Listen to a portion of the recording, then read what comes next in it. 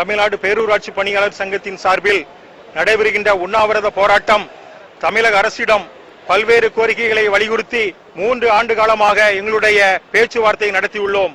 கோரிக்கை பேச்சுவார்த்தையோடு தான் நின்றதை தவிர கோரிக்கைகள் வெற்றி பெறவில்லை.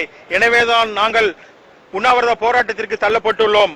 குறிப்பாக தினக்கூலி தொகுப்பூதியத்தில் பணி நியமனம் செய்யப்பட்டவர்கள், தற்காலிக இளநிலை உதவியாளராக பணி நியமனம் செய்யப்பட்டவர்கள், கருணை அடிப்படையிலே பணி நியமனம் செய்யப்பட்டவர்கள், தற்போது இளமையாக பணி நியமனம் செய்யப்பட்டவர்கள் அனைவருக்கும் ஒரே மாதிரியான பழைய பென்ஷன் திட்டம் வழங்க வேண்டும் என்று கேட்டுக்கொள்கின்றோம். அது மட்டுமல்ல, காலி பணியிடங்கள் நிரப்பப்பட வேண்டும். துப்புரவு பணியாளர் முதல் செயல் அலுவலர் வரை அனைத்து பணியிடங்களும் கிட்டத்தட்ட 50% பணியிடங்கள் காலியாக உள்ளன.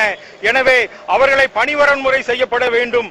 அரசாணைப்படி 150வது ஜிஓ ஆனது 1998 வெளியிடப்பட்ட ஜிஓ திருநெல்வேலி உள்ளிட்ட பல மாவட்டங்களில் கீழ்நிலை பணியாளர்களுக்கு பதவி உயர்வு கிடைக்கப்பெறவில்லை. எனவே இப்பேற்பட்ட ஒரு 50-30 அம்ச கோரிக்கை உள்பட தமிழ்நாடு பேரூராட்சி பணியாளர் சங்கம் தனது உண்ணாவிரத போராட்டத்தை துவங்கி இருக்கின்றது. எங்களுடைய போராட்டத்திற்கு தமிழக அரசு செவி சாய்க்க வேண்டும் என்று இந்த கூட்டத்தின் வாயிலாக, உண்ணாவிரதத்தின் வாயிலாக நாங்கள் கேட்டுக்கொள்கின்றோம். எங்களுடைய கோரிக்கை ஏற்கப்படவில்லை என்று சொன்னால் அடுத்த கட்ட போராட்டத்திற்கு நாங்கள் தயாராக இருக்கின்றோம்.